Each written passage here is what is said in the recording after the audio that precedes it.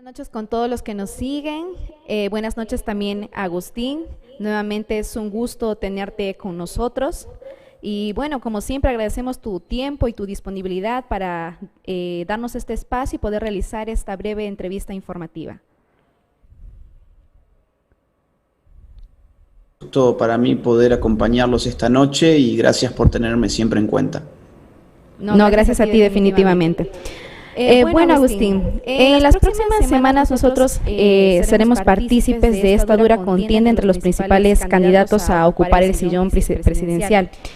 También hemos visto, nos hemos ido enterando que has ofrecido algunas conclusiones justamente acerca del panorama electoral de nuestro país a puertas de darse las elecciones presidenciales 2021. Y evidentemente, pues, ¿no? Todos los candidatos aseguran que elegirlos es la mejor opción. En ese sentido, nosotros tenemos la convicción de que por el conocimiento y la experiencia que tienes en cuanto a lo que es el tema Provida, pues eres la persona indicada para orientarnos y brindarnos aquellas sugerencias necesarias para que nosotros podamos realizar un voto Provida responsable. Vamos con la primera pregunta. Agustín, a tu criterio, a tu juicio, ¿cuáles son aquellos pilares fundamentales que un Provida debe tener en cuenta para elegir a un candidato? A ver, en términos ideales, uno tendría que constatar que el historial de ese candidato se corresponda a lo largo del tiempo con la causa Provida, número uno. Es decir, hay mucho oportunismo, hay mucha gente que como empieza a olfatear que puede tener voto cristiano, que puede tener voto católico, de un día para otro, sin haber tenido jamás ninguna participación en los movimientos Provida, que no existen desde antes de ayer ni desde el año pasado, sino que existen desde hace muchos años. Sin embargo, aparecen de la nada algunos políticos y dicen supuestamente estar a favor de la vida. Estos políticos, en principio, uno debería mirarlos con cierto recelo, ¿no? No digo desde el vamos que alguien no pueda sumarse tardíamente al movimiento Provida, por supuesto que sí, y siempre va a ser bienvenida cualquier persona que desee sumarse al movimiento Provida. Pero cuando se trata de políticos, hay que tener buen ojo para no ser engañados. Hay políticos que se han sumado tardíamente al movimiento Provida y que han hecho muy bien. Por ejemplo, Donald Trump. Donald Trump no siempre ha sido Provida, tiene un pasado pro aborto y sin embargo, como presidente de Estados Unidos, defendió en sus 4 años de mandato la vida como nadie la había defendido desde la época de Ronald Reagan. O sea que este primer criterio es importante, pero tampoco uno puede ser totalmente dogmático. Sí tenemos que ser un poco desconfiados. Y cuando alguien que no tiene ningún pasado vinculado con el movimiento Provida o que nunca se ha expresado sobre el tema y ahora de la nada se expresa, bueno, vamos a tantear un poquito más a ver por qué se está expresando ahora sobre el tema Provida, ¿no? En segundo lugar, lo que un Provida debiera tener en cuenta a la hora de escoger un candidato es qué ha dicho puntualmente ese candidato sobre el asunto del aborto. ¿Ha dicho algo o no ha dicho nada? Primer punto, porque hay muchos que cuando los apuran un poco dicen, no, yo soy Provida, pero resulta que en general se esfuerzan por no decir habitualmente nada sobre la problemática del aborto. Entonces, yo ya a esos les tendría todavía más desconfianza, porque eso significa que el tema les genera miedo y uno no puede tener un candidato miedoso que le vaya a dar su voto para que esté allí representándolo a uno, nada menos que en la defensa de la vida. Entonces, cuando los candidatos no se quieren expresar sobre el tema o uno se da cuenta que no es parte de la plataforma política del candidato o cuando el candidato incluso minimiza el problema, esto es muy común, no, dicen, estamos en una época de pandemia y de crisis económica, no es tiempo para discutir estos temas. Ahí préndanse las alarmas, porque cuando la ONU le diga a ese candidato suponiendo que llega al poder, que ya es tiempo de hablar de esos temas y que se tiene que legalizar, por ejemplo, el aborto, ahí va a ser el momento que para ese candidato, bueno, no, sí, ya ha llegado el momento de hablar de estos temas. Esto nos pasó a nosotros en el año 2018 en el gobierno de Mauricio Macri, por ejemplo, y nos volvió a pasar en el medio de una pandemia, ¿sí? En el año 2020, o sea, a fin de año del año, del año pasado. Entonces, tercer punto. Hay que estar atentos si el candidato pro vida es pro vida en un sentido estricto o en un sentido limitado. ¿Es pro vida bajo cualquier circunstancia o admite causales de aborto, por ejemplo? Porque hay muchos candidatos que dicen, no, yo soy pro vida, y después cuando uno va a ver bien la letra pequeña, resulta que el candidato está a favor del aborto en las famosas causales, ¿no? Las causales que se están implementando en todas partes. Entonces, esto también es muy importante, no dejarse engañar. Si un candidato le dice a uno, yo soy pro vida, a continuación hay que preguntarle, ¿usted es pro vida en todos los casos? ¿O usted, por ejemplo, defiende las causales de aborto? Entonces, ahí uno ya se puede dar cuenta de una forma mucho más próxima de si está siendo engañado o no. Yo creo que esos serían los tres requisitos fundamentales que les diría. Evitar el engaño de las tres causales, evitar el engaño de aquellos que en verdad no quieren hablar sobre el tema, porque hay temas mucho más importantes que la vida, según dicen, y evitar el posible engaño de aquellos que simplemente por oportunismo político llegan con los votos pro vida y después hacen lo que quieren, incluso venderse a la ONU o a organismos internacionales. Estás muteada. ¿Cómo dices? No, que no te escuchaba, ahora sí. Ah, ok. Bueno, vamos con la segunda pregunta. Como politólogo innato, imaginamos que debes estar al tanto de las propuestas de los candidatos que postulan a la presidencia del Perú. En ese caso, ¿por quién nos recomiendas votar y por qué? Yo recomendaría, y ya lo dije públicamente, yo estoy apoyando decididamente a Rafael López Aliaga. La razón es porque estos tres criterios y muchos otros criterios más también están presentes en él. Si vos te fijás, Rafael López Aliaga es un pro vida desde hace muchísimos años. Es una persona que siempre ha estado comprometida con la defensa de la vida, o sea, el primer criterio que te he mencionado se cumple. En segundo lugar, no dice que el tema de la vida no es tan importante como para estar debatiéndolo ahora, porque ahora solamente hay que hablar de la pandemia y solamente hay que hablar de la crisis económica, sino que en todas sus entrevistas, incluso en la televisión abierta en Perú, yo lo he visto, defender la vida hasta las últimas consecuencias y enfrentarse además al poder de la prensa peruana, que son los que gobiernan Perú, y esto ha quedado claro en toda esta jugarreta de los sucesivos presidentes que se dieron hace algunos meses, y recién quedó aquel que le gustó a los medios de comunicación. Esta fue la historia de Perú de los últimos meses. Y aún así, López Aliaga se fue a enfrentar con esos medios de comunicación cuando él podría haber, quizás aprovechado mejor esas puertas que se le abrían en los medios de prensa, tratando de dejar pasar el tema. Bueno, no me voy a pelear con los periodistas de esta manera, pero él decidió pelearse y pagar probablemente un precio, que es que todos los medios te empiecen a atacar o que directamente no te llamen más. O sea, López Aliaga yo veo que es una persona que está dispuesta, digamos, incluso a hacer cosas que le pueden personalmente, con tal de hablar a favor de la vida en televisión o en cualquier plataforma mediática.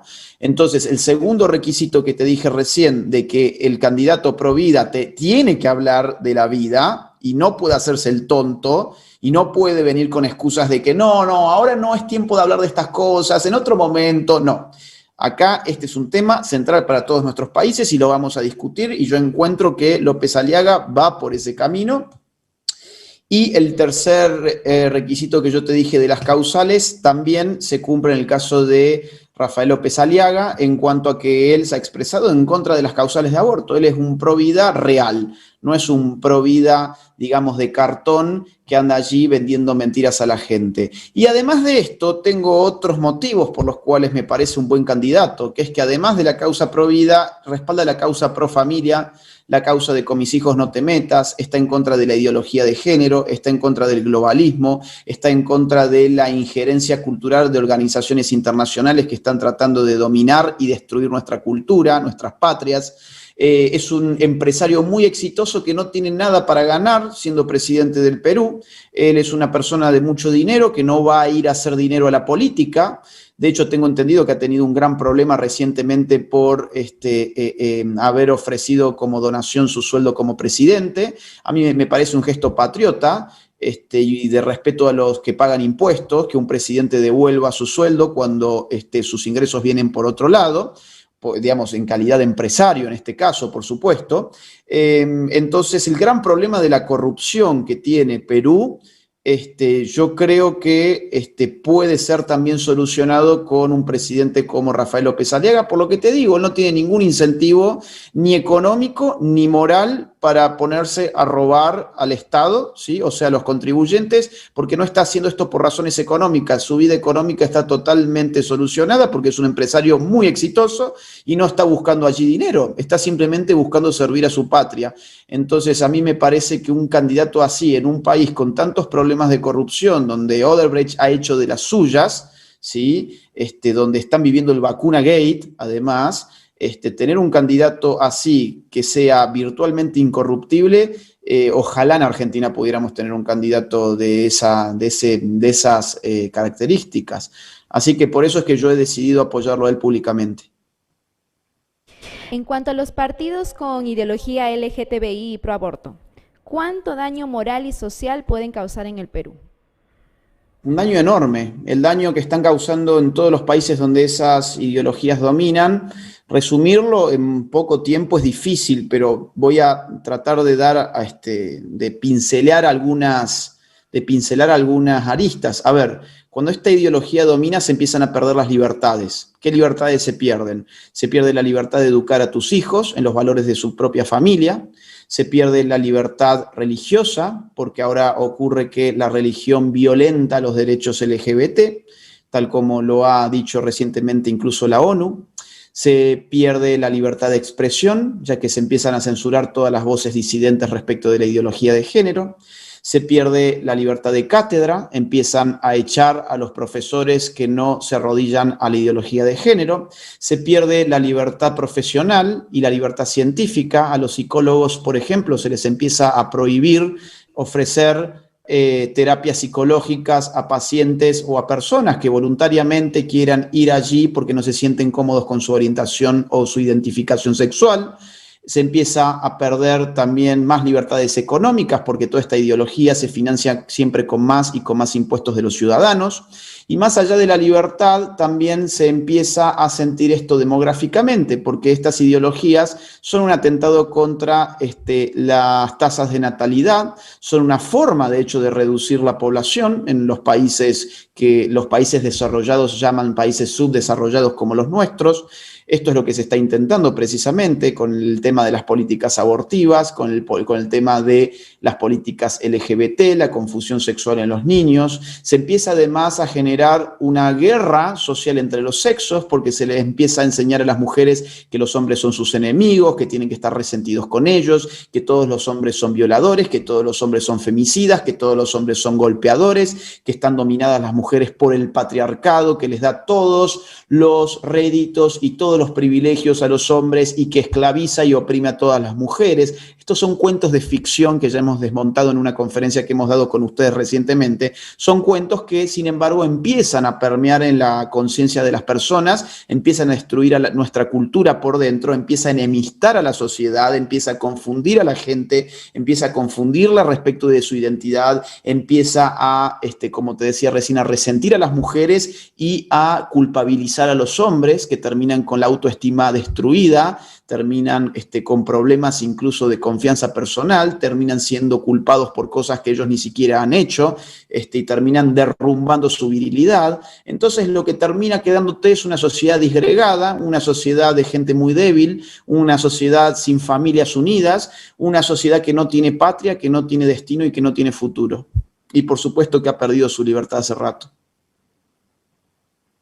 Cuanto a los lobbies caviares dentro de un partido político y su plan de gobierno, ¿cómo podemos identificarlos? Bueno, en general, a ver, esto dependerá del país, cómo identificarlos. En Argentina es muy simple, te basta seguir sus cuentas de Twitter y vas a ver si son caviares o no. Yo no sé en Perú exactamente si se esconden un poco más que en Argentina o no. Yo diría, síganlos en sus redes sociales y fíjense a ver cuál es la postura de esta gente. Te pongo un ejemplo, a ver, el fujimorismo. Bueno, si el día de no sé qué, el día del orgullo, uno ve a Keiko Fujimori ponerse la banderita LGBT en su foto y ya te das cuenta que, bueno, ese partido está totalmente penetrado por ideologías de género. Cuando un líder de un partido hace, digamos, semejante expresión clientelar de servidumbre ideológica, para quedar bien con quién será, porque no debe ser con un puñado de votantes homosexuales. Quieren quedar bien con la prensa, quieren quedar bien con los organismos internacionales, quieren quedar bien con sus financistas. Entonces, cuando uno empieza a ver estos comportamientos o cuando uno ve que la gente de un partido no se anima a expresarse de una forma categórica, y ahí ya hay que soltarles la mano, ¿no? Esa es la forma para mí de darte cuenta de si el partido está infiltrado por caviares o no. Esto me da mi pie para decir una cosa más. Que es que en el caso de López Aliaga, yo sé que él se ha esforzado por garantizar que todos sus candidatos sean pro vida como él y que sean pro familia como él. De hecho, hay candidatas me parece que para congresista, que son buenísimas. Por ejemplo, Juliana Calambrogio. Juliana Calambrogio está formada en Navarra, en la Universidad de Navarra, es máster en familia, o sea, sabe de lo que habla, es una académica muy bien formada y ella, por ejemplo, es candidata de López Aliaga. Entonces, yo te diría, los partidos en general no tienen este nivel de pureza porque no tienen este nivel de compromiso con las ideas.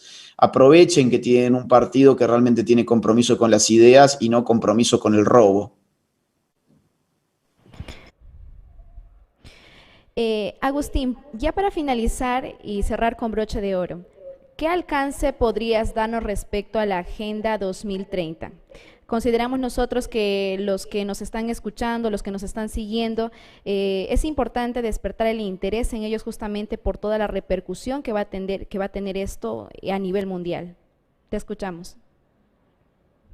Mira, la Agenda 2030 es una agenda creada por la ONU que se llama 2030 porque el objetivo es que tiene 17 objetivos esta agenda, ¿sí? 17 objetivos que están, digamos, subdivididos en metas. Cada objetivo tiene muchas metas. Son 17 objetivos y se planean lograr para el año 2030. Por eso se llama Agenda 2030. De hecho, si ustedes me permiten a mí compartir pantalla para que yo se los pueda mostrar, porque hay mucha gente que cuando alguien habla de ONU ya se piensan que son teorías de la conspiración, ¿no? Bueno, no, miren, acá está en pantalla la Agenda 2030, en la página oficial un.org, que es la página de Naciones Unidas. Acá tienen los 17 objetivos y lo que yo te puedo comentar de estos objetivos. A ver, no vamos a analizar uno a uno ahora porque lo que quiero hacer es un comentario muy general, pero estos objetivos están atravesados absolutamente todos por agendas de género, ¿sí? Por ideología de género. No hay un solo objetivo de estos 17 objetivos que no tengan metas vinculadas o detalles vinculados a la ideología de género. Por ejemplo, mira, voy a entrar a un ejemplo un poco al azar, pero vamos a ver, claro, el número 5 es igualdad de género, ¿no?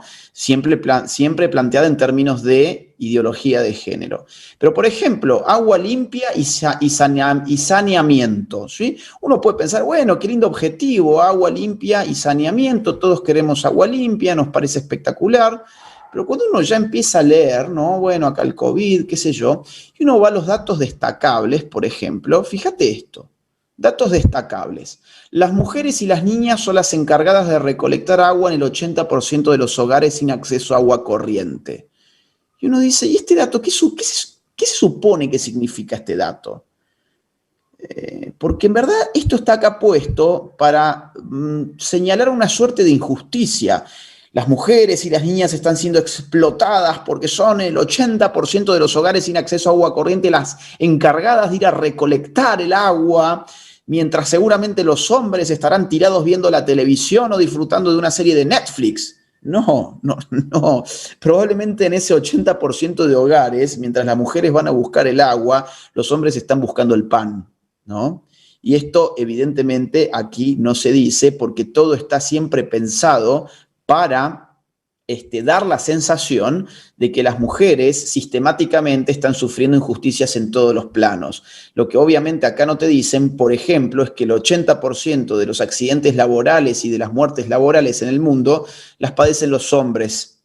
Acá lo único que te van a decir es que el 80% de las mujeres en los hogares sin acceso de agua, que el 80% de quienes recolectan agua en los hogares sin acceso a agua corriente son las mujeres y las niñas. Pero el otro dato no te lo dicen. Es increíble. O sea, acá siempre se recorta la realidad para que todo quepa en el discurso de la ideología de género que consiste siempre en victimizar a mujeres y siempre en demonizar a hombres. Pero, por ejemplo, mira, a ver, acá tengo algunas capturas de pantalla de esta Agenda 2030 que te quiero mostrar también.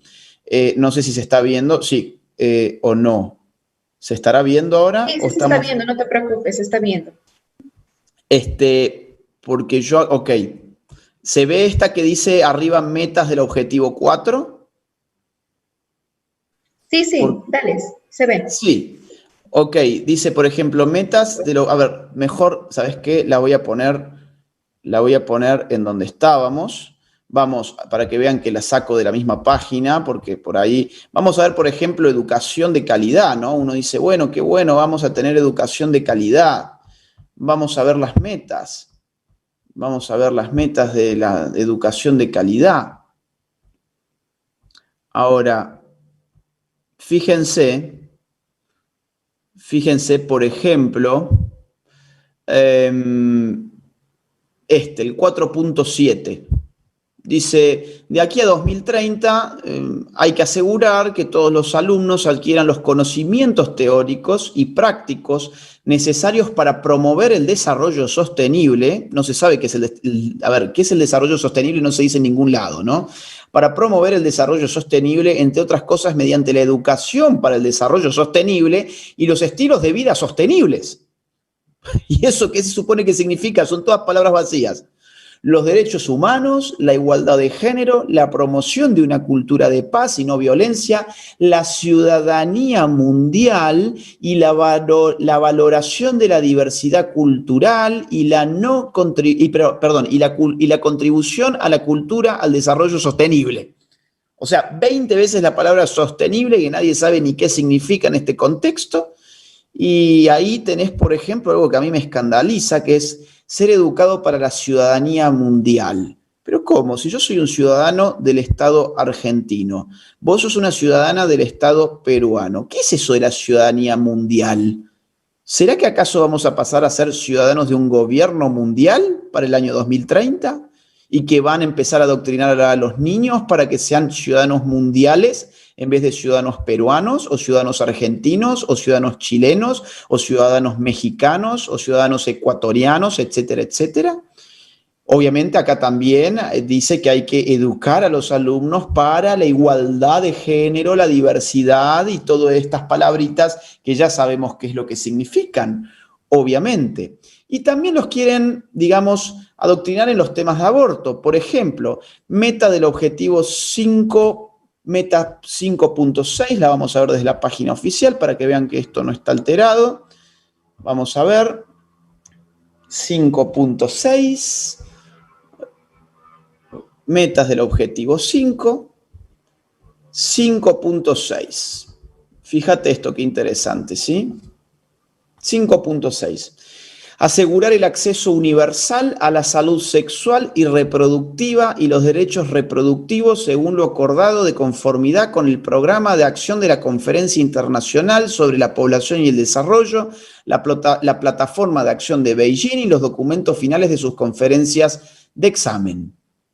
¿Qué es esto de salud sexual y reproductiva y derechos reproductivos? Bueno, ya lo hemos visto, Katy, en la conferencia que di hace algunos meses para ustedes. Esto es la forma bonita de llamar a las políticas abortistas, ¿sí? Entonces, lo que hay que asegurar para el año 2030, conforme al objetivo 5 de la supuesta igualdad de género, la meta 5.6 es garantizar el acceso universal al aborto. ¿Ok? Conforme al programa de acción de la Conferencia Internacional sobre la Población y el Desarrollo, que le indica a los estados desde el año 1994 que deben reducir la población de sus respectivos territorios, la plataforma de acción de Beijing, que fue del año 95 y que impone en el mundo la ideología de género, y sus respectivos documentos finales, que nosotros también lo hemos analizado en una conferencia que di para ustedes. Así que bueno, a ver, acá hay muchísima tela para cortar, hay muchas más cosas para ver, pero vos fíjate que con esos 2 o 3 ejemplos que yo te acabo de dar, lo que está pensando la Agenda de 2030 es universalizar el aborto, universalizar la ideología de género y universalizar la idea de que somos ciudadanos de un poder mundial y ya no somos ciudadanos de nuestras propias naciones y nuestras propias patrias. Entonces, eso es lo que se viene, Katy, y realmente es muy peligroso y hay que combatirlo cuanto antes, porque el año 2030 está realmente muy cerca. A 9 años estamos, nada más.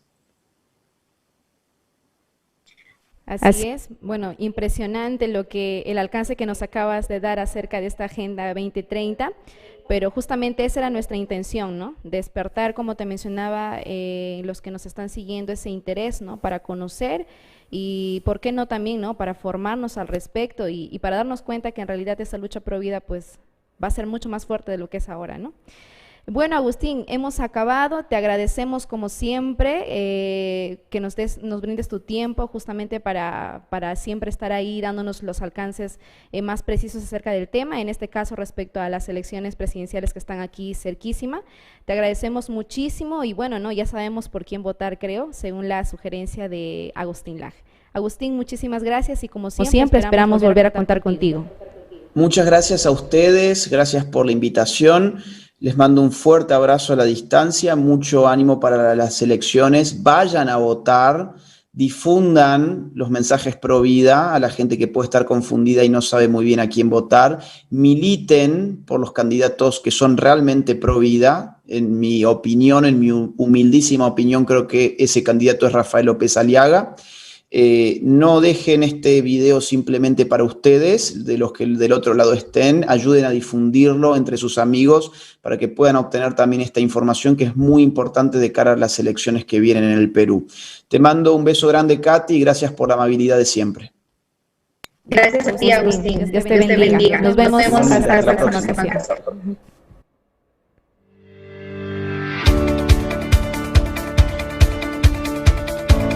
Un 19 de septiembre del 2016 fundamos la Red Provida San Martín, con la finalidad de defender y promocionar la vida desde su concepción hasta su muerte natural, la familia como núcleo fundamental de la sociedad y una sexualidad responsable a través de la castidad. Defender y promocionar la vida desde su concepción hasta su muerte natural, la familia como núcleo fundamental de la sociedad y una sexualidad